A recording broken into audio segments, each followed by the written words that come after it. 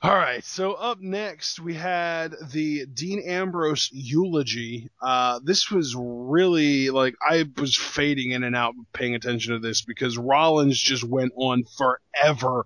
I feel like Rollins is taking promo lessons from early 2000s Triple H at this point. Well, it would make sense, right? I mean, Seth Rollins, kayfabe speaking, is kind of the pet project of Triple H. So, it's definitely consistent with that idea. But yeah, it goes on and on about how he created the Shield and, Dean Ambrose. Why did he pick Dean Ambrose for the Shield? Because he had reckless abandon, because he had courage, and it served his purpose as well. But, then he got to decide to destroy the Shield, and Dean Ambrose, his life will forever be summed up in two words, what if? What if he had known his place? What if he had recognized my superiority? And on and on and on.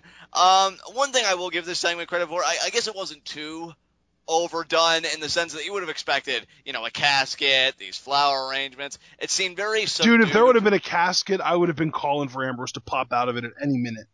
Yeah, exactly, and that would have been a major tell. So Dude, I think I even asked when this was going on, is there a casket in there? Because I was thinking, oh god, Dean's gonna pop out of it, but no, there wasn't one. Right. This eulogy does get cut short by Roman Reigns. Where I know some wrestling fans I've noted online looking at some comments about, the Shield and like what they're doing since the breakup. Some people were miffed that it seemed like Roman Reigns was treating Seth Rollins as an afterthought when it was Seth who hit Roman in the back with the chair.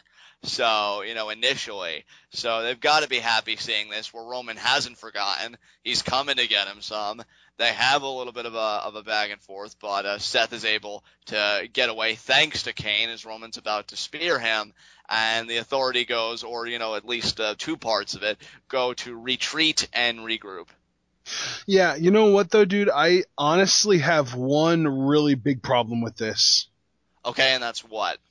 Well, you know how sometimes, and actually I shouldn't say sometimes because it seems to happen at least once or twice a year, the WWE has this lightning in a bottle where they have this top baby face in a feud with a really hot heel, and then all of a sudden John Cena starts showing up to save that baby face and ends up taking on the heel, and it's like the entire feud gets transferred over to Cena just because they know that it'll transfer, well, they think that it'll transfer the heat over to Cena.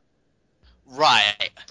I'm afraid that that's what they're trying to do here with Ambrose and Reigns. I feel like they are trying to take all of this work and all of this heat that we've built up with the Reigns or with the Rollins Ambrose feud, and they're trying to use that to push Roman Reigns. You know what, dude? Here's how I'm going to answer you. I agree with you that is what WWE is attempting to do. However, I don't think they're going to be successful. Oh, no, I don't think they're going to be successful, but it just scares me that already we're seeing the signs that the WWE isn't nearly as behind Dean Ambrose as we all thought. And I can see that concern. I guess for me, because it's certainly legitimate, and I totally understand where you're coming from. At the same time, though, I almost take it as like a compliment in the sense that I think WWE was so confident that Reigns would be able to carry this on his own and ride this huge wave of fan support going into WrestleMania 31 with Brock Lesnar as the champion. And I'm only saying that because that's the heavily rumored plan. But the idea that they're already kind of recruiting Dean Ambrose's favor and the energy that he incites from the crowd to kind of transfer over to Roman Reigns shows you that I don't think they have the same confidence in Roman Reigns that they may have in the beginning when they selected him to be the next torchbearer. So I think that really says a lot about where Dean Ambrose is right now and where they want Roman Reigns to be right now, but where he isn't. So, yeah, I don't know, man. It's scary to me because I really I feel like they really had something with this Ambrose Rollins thing, and I want it to main event Hell in a Cell and be the only match that's actually a Hell in a Cell match. And right. I really want to believe that they're only doing this whole Reigns Rollins thing just to get past Night of Champions so that Ambrose can come back as a ball of fire and we can get what we really deserve.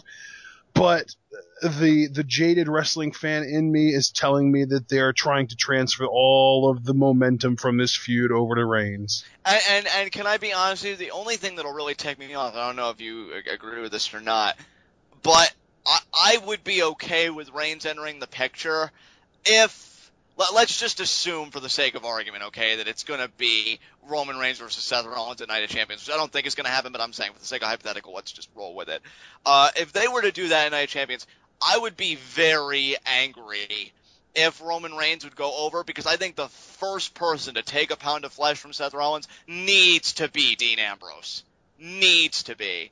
Yeah. I would be really upset if Roman Reigns gave Seth Rollins, a beating that Roman Reigns pretty much gives everybody, because, I mean, look at the man. And he gets the win, because I think that's something that, after everything he's been put through, should be reserved for Dean Ambrose. I feel like if Roman Reigns comes in and does what Dean Ambrose hasn't been capable of doing, despite the fact that, again, he has to overcome interference and all these things, that's not even a knock against Dean, but still, I feel like it cheapens Dean's overall comeuppance. He needs to have Seth all to himself. He needs to be the one to really give him that first blow. So I'm hoping if they do go this route, that Seth Rollins gets some kind of a cheap victory, grabs tights, uses ropes. I don't know, maybe even, see, I wouldn't want him to get DQ'd. And I think it could benefit Roman, too, because I think he's due for some kind of a loss. I don't want him to just tear everybody apart going into WrestleMania 31. He probably will, but I'm strongly against the idea. Yeah, I don't know. I feel like I've been saying this far too often lately, but at this point, we just need to wait and see.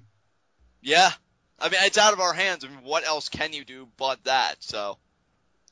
All right. So up next, we had a tag team championship match, and I will admit I paid very, very, very little attention to this because my little cousin had just brought home her new puppy, and I was very sidetracked because of that. So apologies, and for those of you interested, it's a cute little 8-week-old yellow lab, and they haven't named it yet because in my family, we name animals based off of personality, not looks.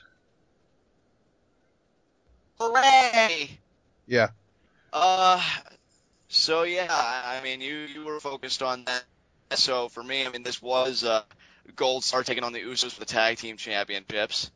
And really, what can you say about this match? I mean, it was a good back and forth. See, I guess what disappoints me, actually, which I guess I should even say that considering what happened in the post-match, I thought this match could have been huge, and I thought it could have had the potential to be top babyface tag team in the Usos versus maybe second top babyface tag team in GoldStar. Whereas I feel like I think people still are really behind the Usos. I've heard maybe a few sparse boos like here and there at other events, but consistently people seem behind the Usos. Whereas with GoldStar, I just feel like people, they like them, but they really don't care to me, I feel like. Maybe that's just me, but I feel like all of those backstage segments that were pre-taped really killed their momentum. Like, all those segments they should have done, they should have been having matches in that time to really build that rapport. And they didn't. And see, I think what made GoldStar work was when they would have the few like backstage interviews like after a match or before a match, but just to have it and have nothing follow or, precede it or anything like that, it's something lacking. And I feel like the audience recognized that too. As far as in-ring work, again, the match was solid when you consider who's involved. The Usos know how to put on a good match, and Cody and Goldust I love respectively for their work. But in the end, one of the Usos, I'll say Uso number 2, even though that may not be accurate, comes off the dive, tweaks his knee, gets counted out. So that's another champion to be counted out this week. Last week it was Dolph Ziggler. So I guess this is WWE's way of protecting babyface champions. And Goldust, realizing the cosmic key is slipping from their grasp, gets a microphone. He's like, now hold on.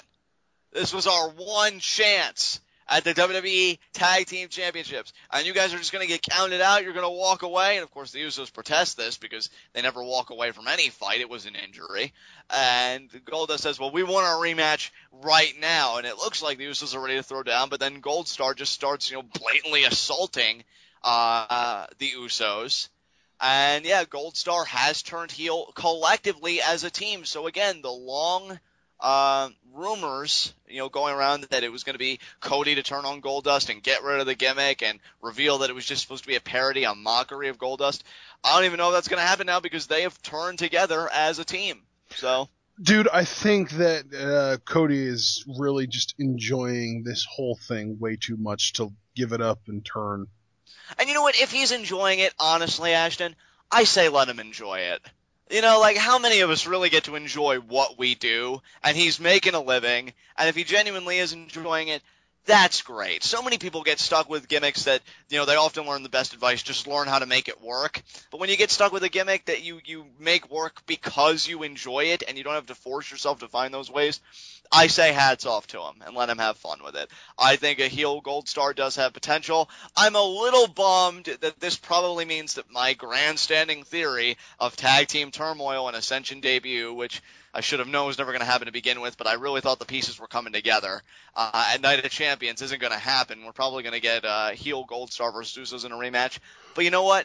That's okay. I think it could be a great match and just continue to showcase the tag team division. So I'm cool with it. Yeah. I'm really curious as to where this goes because I actually just watched Sam Roberts did an interview with with Stardust.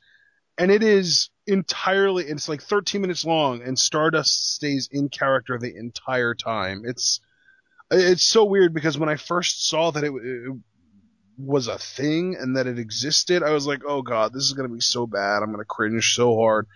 And I did cringe, but it was that charming kind of cringe that you also smile at. So I really just at this point, I'm just kind of along for the whole Stardust ride. Yeah, I'm the same way. It's like it's kind of worn off of me a little bit. Again, only because of the excessive interviews. If they toned down on them, which I feel like they started to a little bit, because at least they're being accompanied by more in-ring work.